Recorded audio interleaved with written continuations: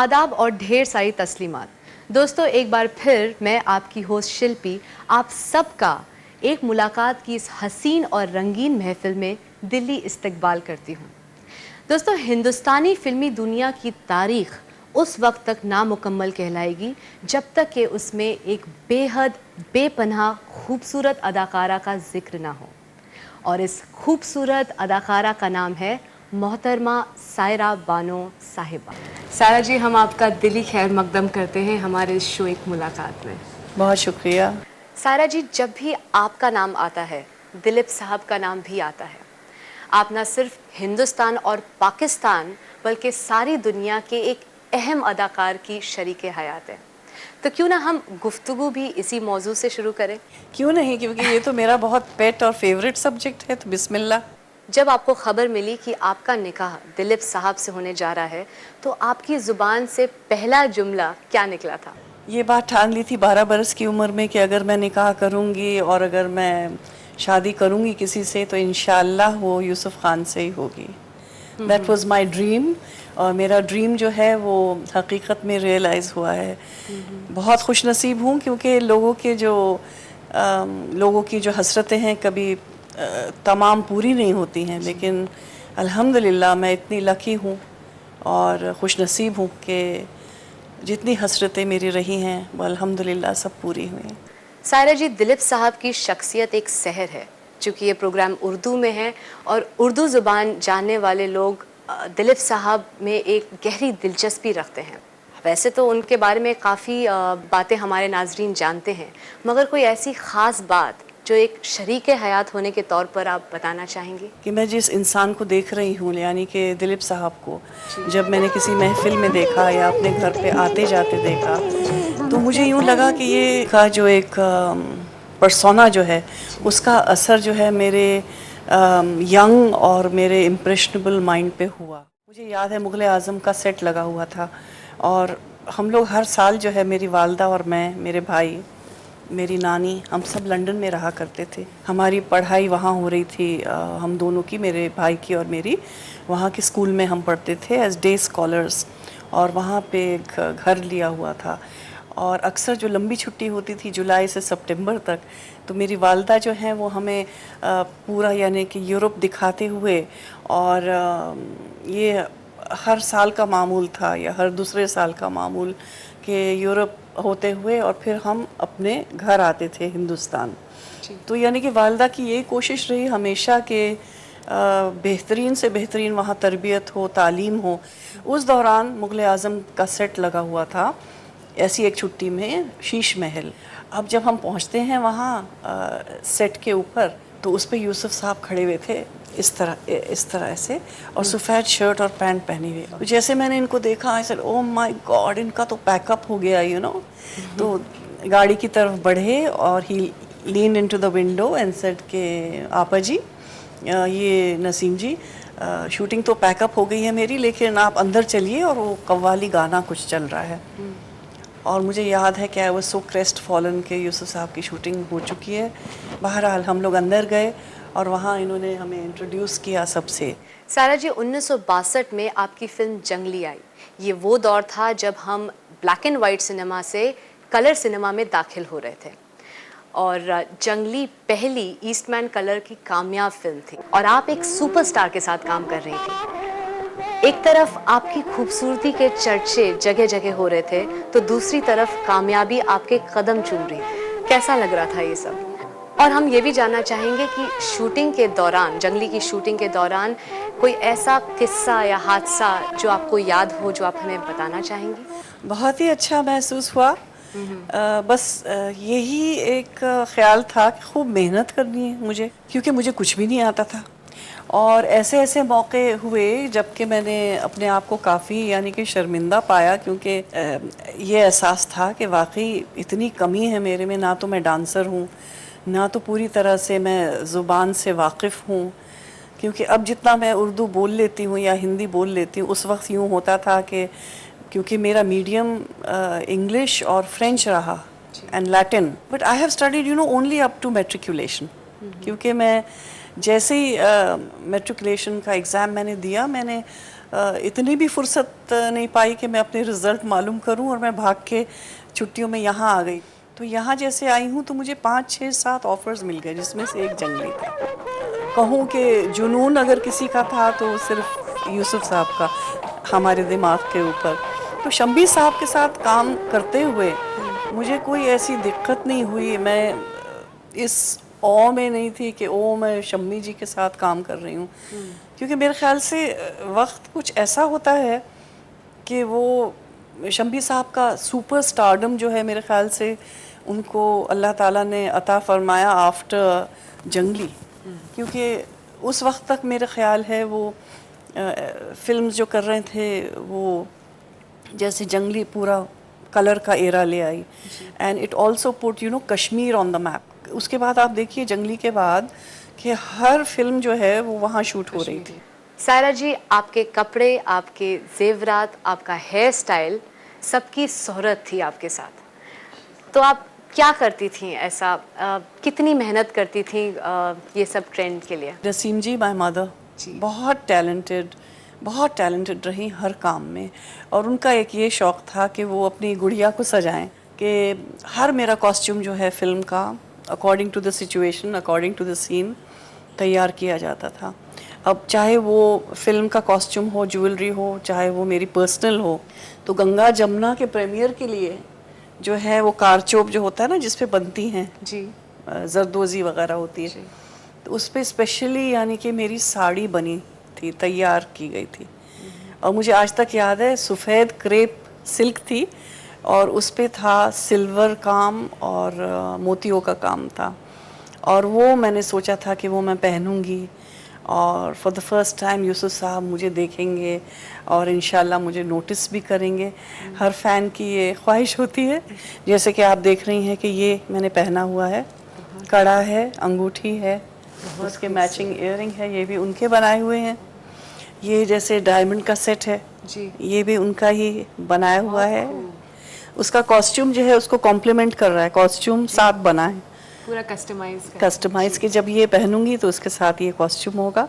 तो it is reflected in the design, जो कपड़े का डिज़ाइन है, ज्वेलरी उसमें कश्मीर की कली, मेरे ख्याल से मुझसे ना रूठो बाबूजी, जंगली मिली और इतनी कामयाब हो गई, वो बहुत हिट हो गया। और ये पिक्चर जो है ना तो golden jubilee, it became diamond jubilee this film. जंगली के बाद आपकी कुल करीब 60 मूवीज आई, शादी, फिर उसके बाद आई मिलन की बेला, आई मिलन की बेला जिसने एक और ट्रेंड सेट किया कॉस्ट्यूम्स के लिए जी। It was very lucky thing that I got to do that movie. मैं डांसर तो थी नहीं, लंदन में थोड़ा कुछ मैंने बैले सीखा हुआ था, बॉलरूम डांसिंग। यहाँ जब पहला मैंने गाना किया it was under the direction of Saroj Khan ji. तुमको हमारी उम्र लग जाए, और बहुत सिंपल उसमें मूवमेंट्स थे डांस के। बर्थडे गाना था और पूरी कोशिश से मैंने गाना कर लिया। लेकिन उसके बाद नेक्स्ट मंथ जो शूटिंग होने वाली थी, एक फोक डांस करना था, टाइटल सॉन्ग आई मिलन की बेला, तो उसमें फोक डांस था और इस किस्म के मूवमेंट्स जो कि मेरे ख्याल से मौजू होती, अप्रोप्रिएट होती for a superb dancer like Vyjayanti Mala, जिनको मैं इतना एडमायर करती हूँ। यू नो, मेरे ख्याल से उनको मद्देनज़र रखते हुए वो मूवमेंट्स, वो म्यूज़िक डाला होगा। इन लोगों ने फिल्म में लिया भी था उनको, आस का पंछी में शायद वो थी।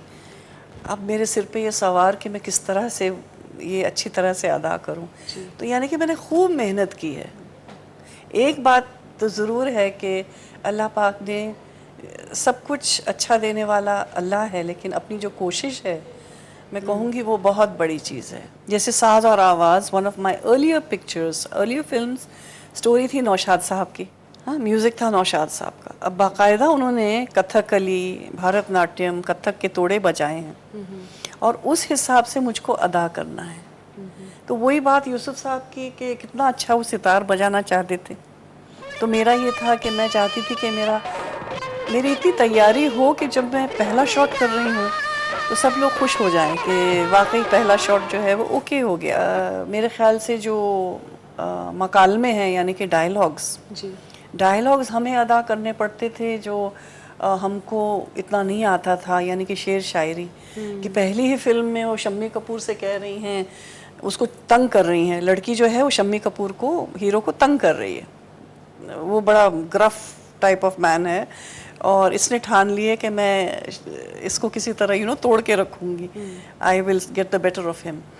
तो गाना जब कश्मीर की कली हूँ मैं, वो कंप्लीट होता है, उसके बाद सीन है, तो वहाँ वो एक आध शेर भी बोल देती हैं। तो आजकल तो कोई शेर बोले तो लोगों की समझ में नहीं आता, तो हमें वो भी सीखना पड़ा। इस सादगी पे कौन न मर जाए खुदा, कि यही अदा तो कातिल है जिसने हमको मारा है। सायरा जी, जब आप हीरोइन थी तो हालात कुछ और थे, आज हालात कुछ और हैं, और अब तो आप फिल्म साज भी बन गई हैं, तो आप किन मसाइल से दो चार हैं? ये भी एक इंटरेस्टिंग स्टोरी है जी जब पहले पहले मैं फिल्म्स में आई थी जी तो जंगली बन रहा था, जंगली मकबूल हो गया, और मेरे भाई, जैसे मैंने बताया, मेरे भाई और मैं, हम दोनों लंदन से आए हमारी तालीम हासिल करने के बाद, और जंगली हिट हो गया तो मेरा तो काम पक्का हो गया कि मैं, हाँ I made it as a heroine. अब मेरे बड़े भाई जो हैं, अकेले वो वापस कैसे जाएं लंदन, वहाँ जाके पढ़ाई अकेले कैसे करें, मेरा तो कोई ख्याल नहीं था कि मैं वापस जाऊँ, because I was fully entrenched now into films. तो मेरी वालदा ने कहा कि हम ऐसा करते हैं कि एक प्रोडक्शन यूनिट स्टार्ट करते हैं जिसमें मेरे भाई जो हैं as a producer and director शुरुआत करें, तो वो एक अच्छा एक बेस उनके लिए बन जाएगा। तो हम लोगों ने एक फ़िल्म स्टार्ट की पलकों के छाँव में, पलकों की छाँव में, रोशन आरा फिल्म्स के नाम से।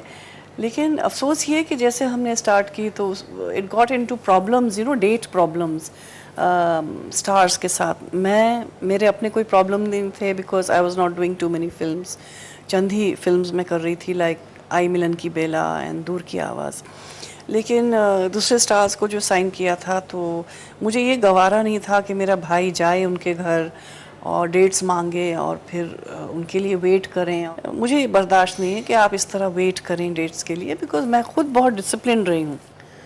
तो मैंने उनसे कहा आप यूँ कीजिए कि अभी फ़िलहाल तो आप ये प्रोडक्शन शेल्व कर दीजिए, फिर हम देखेंगे। हालांकि काफ़ी कुछ बन चुकी थी, मेरी शूटिंग काफ़ी हो चुकी थी, and that was the end कि मुझे उसके बाद मौका नहीं मिला कि मैं प्रोडक्शन सेक्टर फिर से रिवाइव करूं। तो इतने सालों बाद जो है जब मैंने काम बंद किया, क्योंकि काम यूँ हो रहा था कि मैं बहुत बिजी हो गई थी। फिल्म्स लाइक विक्टोरिया, हेरा फेरी, ज़मीर, बेटे इससे मिलो, और बहुत सारे ऑफर्स भी थे जो मैं कंसिडर कर रही थी। लेकिन सडनली आई सेड कि नहीं, मुझे वक्त इतना नहीं मिल रहा, मेरी लाइफ जो है मेरे अजीज़ों के साथ बिताने के लिए टाइम नहीं मिल रहा है मुझे। एज आई सेड, मैंने बिल्कुल बंद कर दिया काम। यूसुफ साहब ने कहा, मेरी वालदा ने कहा कि एक रजिस्टर्ड एक बॉडी बनाओ, and it is called works, women's organisation of relief and care services, जहाँ के मैं पोर एंड नीडी लोगों के लिए देखभाल करती हूँ और सर्जरीज़ भी करवाती हूँ। मेरा पूरा ऑर्गेनाइजेशन है, मेडिकल अलाउंसेस देते हैं, सस्टेनेंस अलाउंसेस देते हैं, और ये एक फैमिली का यूनिट है। और मेरे फ्रेंड्स जो मुझे हेल्प करते हैं, तो वो आके इन सब लोगों को देखभाल भी करते हैं। हर हफ्ते जो है हम अपील्स वगैरह लेते हैं, और पोर एंड नीडी लोगों की जिनकी सर्जरीज करवानी है, जिनके मेडिसिनल बैंक्स, यानी कि इनको इतनी दवाएं चाहिए, कोई डायलिसिस ले रहा है तो किसी का हार्ट सर्जरी है, तो किसी का साइकोलॉजिकल कुछ साइकाइट्रिक प्रॉब्लम है, तो ऐसे हमारे पेशेंट्स हैं। और बहुत ज़ईफ़ लोग भी हैं जिनको हमने कोई 45 फैमिलीज़ अडॉप्ट कर ली हैं ओवर द इयर्स, और ये काम कोई 14-15 साल से हो रहा है। और I have a very good team of doctors and very good team of friends, तो हम मिलजुल के ये काम करते हैं। तो मैंने सोचा कि ये जो काम है टेलीविज़न सीरियल का और फिल्म्स का, जो मैं जानती हूँ, क्यों ना मैं प्रोड्यूसर बन जाऊँ प्रोडक्शन कंपनी। तो साइड बाय साइड मेरा ये वेलफेयर काम चलता है और साइड बाय साइड मेरा ये प्रोडक्शन चलता है। I have 2 units which are performing very well.